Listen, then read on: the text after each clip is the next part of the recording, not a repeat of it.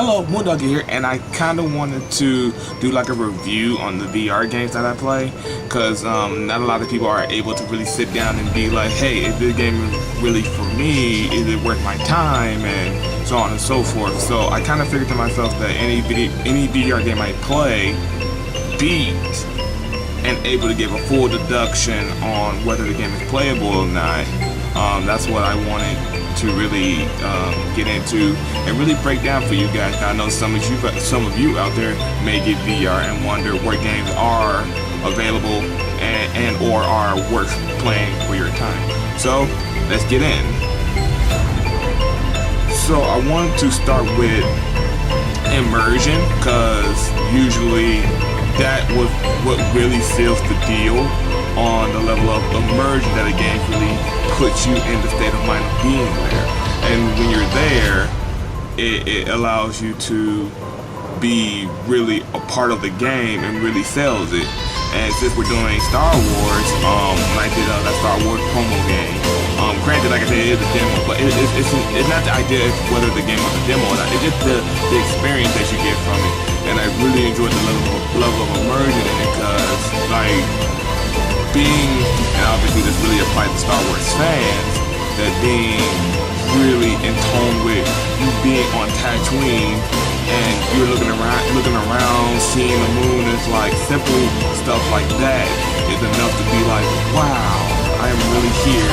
And it really puts your mind into overload that you almost will forget that you're still in your living room. And I believe that what really sells the idea of when they did that little promo for the game. And personally for myself, it's really how I really was sold for it. So with the immersion, I believe there were very, very good immersion in that game, especially when they introduced the Millennium Falcon and how high depth it was, especially when it lands upon you and you get really close. Especially when R2 comes out, you get really close to them, and it really puts you in the mindset that they're really next to me. So I thought that was a really unique thing about the game, and I really loved it for that. Especially when the stormtroopers started coming at you, the TIE fighters, the level of almost near getting shot by the explosions and blasters shooting, and then you get a lightsaber, which by tenfold increases the immersion on it, which really sells it, because obviously any Star Wars fan could say they would pay big money just to get a hold of a real live lightsaber. Granted, if that was a real thing, I think people would be buying those off the black market out of the woodworks. So that was like literally the like simple little things like that would really sold the game. And granted, we can only imagine when we really get a VR game of Star Wars in the future. And I really hope we do. Because I would really love to just go on missions to other planets, fly X-Wing in VR, and do literal missions while you're holding either a blaster or your lightsaber and just fighting. And I think that would be like really amazing. So, but after immersion, that is really good. And it's everything I really could have wanted when I first saw it. So, yeah. So moving on to gameplay, that also plays a factor in, because I mean something can look beautiful, but if it really doesn't like sales and what you're doing to make the immersion complete, it kills itself. So like if you see like a beautiful game like what would be a good example? Like we'll stick with Star Wars for example. So if we're sticking with Star Wars for example, but the entire course of the game is mainly you standing and looking around and being more just an observer rather than an actual participant, then the game really kind of like, it was good, but it doesn't give off the immersion. It doesn't give, I mean, yes, I'm there, and that is the immersion itself, but it doesn't give me that first-hand, I'm there feel. So that really, when it really incorporated you using that lightsaber to defend yourself, really sold the idea. So I gave it major props for that, and I'm really happy about that. You good, Sandy? She's tired. But anyway, What that also said, the lightsaber itself, which I thought was like very well done in design and how it was used, especially the gameplay mechanic where just putting it close to your own body, let alone any wrist movement you do give off the saber sound. I really enjoyed the crash course into learning how to deflect laser fire or blaster fire or whatever you want to call it. I think that was like very, very nice and well done. And like I said again, that can only push us to just want the demand to be high on making these VR games more intuitive and more of these games. Like we need more. And we're on our way. We can only hope we get those particular games we want, though. That's what we're praying for. So we can only hope for the future with that. But as for the gameplay itself, and plus I actually enjoy. Granted, my VR game was kind of, well, not the game, just my play area was small. But I really enjoyed the actual idea of being able to repair the little malfunctioning part of the Millennium Falcon. Granted, that ship go through hell and high water, and I don't know how it's still running. But I think it's interesting. And imagine that you had your own ship to maintain and maintenance. I think that would be so cool. Like if they literally took Skyrim. They took Skyrim and fully implemented and reincorporated and made that Star Wars, where you can just go, walk around, or teleport, whatever floats your boat, and comfortability. Then you get your own X-Wing / Starfighter or whatever, and you get your own R2 or BB unit, because now the TV series, people really like those. It would be so amazing where you get into all these skirmishes and you have to keep your droid, your ship, yourself, and work in order. And that would be like so awesome, going on these amazing missions.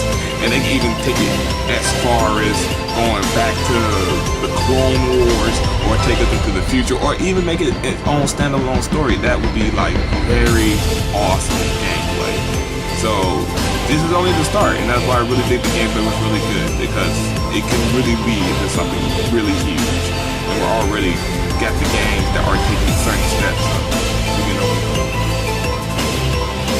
So now the actual concept of how they did the game, which obviously, like I said, it being a promo, so you really can't pan it on like the delivery that they gave you, because in short, it's just to promote what's coming in the future with the movie. And with that said, I really like how it did that. Granted, even though it was a promo to the movie, it didn't stay consistent on what was actually happening in the movie. Personally, I think it was more trying to insinuate like, especially during the scene where it's telling you a little bit of backstory that Luke has started a new order of Jedis. Granted, in the movie that takes place when Ben was little, and just like a few years, or well not a few, a lot of years before 7, where Ben grows up and he becomes part of the Empire. And I think that's really funny, because technically, in hindsight, we are a Padawan who becomes a student of Luke, who wind up eventually dying because Ben turns evil and kills everybody. So I think that's actually pretty funny, but you have to actually sit there and put 2 and 2 together and be like, wait a minute, this game is kind of inconsistent.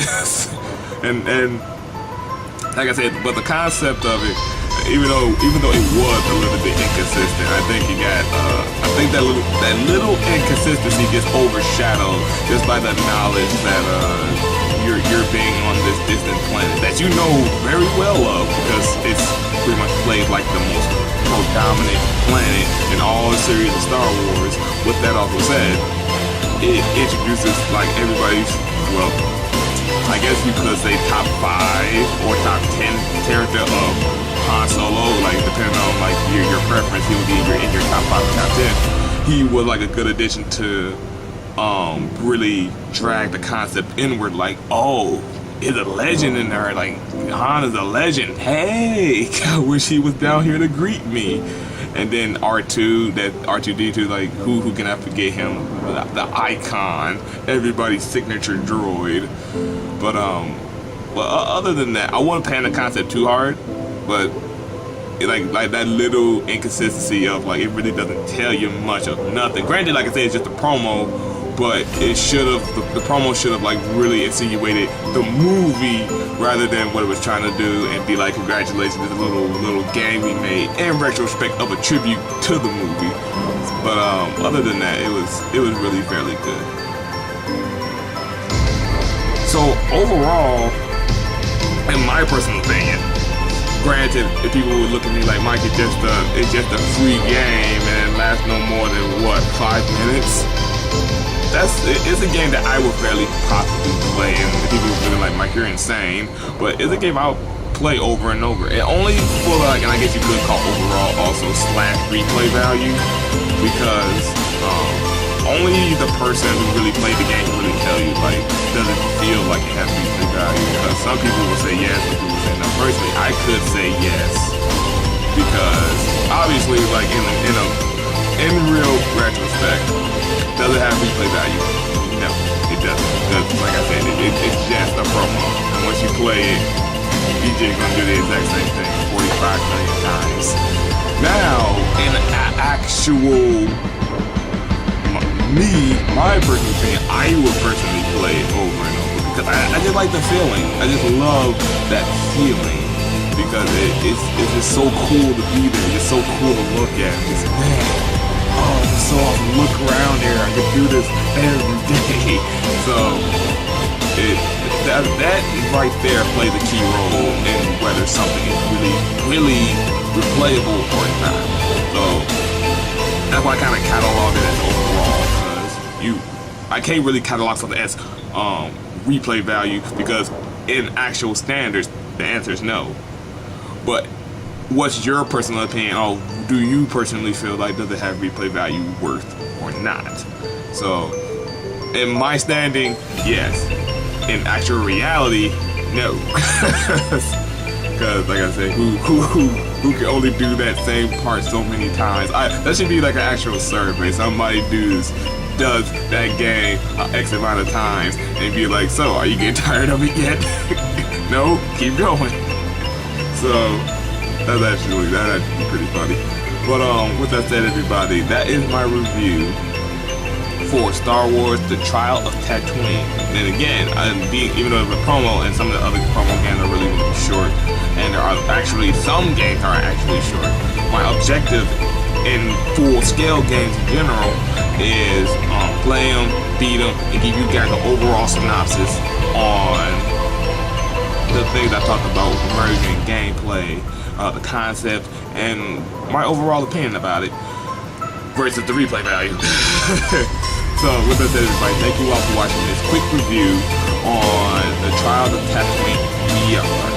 And with that said, everybody, thank you all for watching, and I will see all of you in the next one.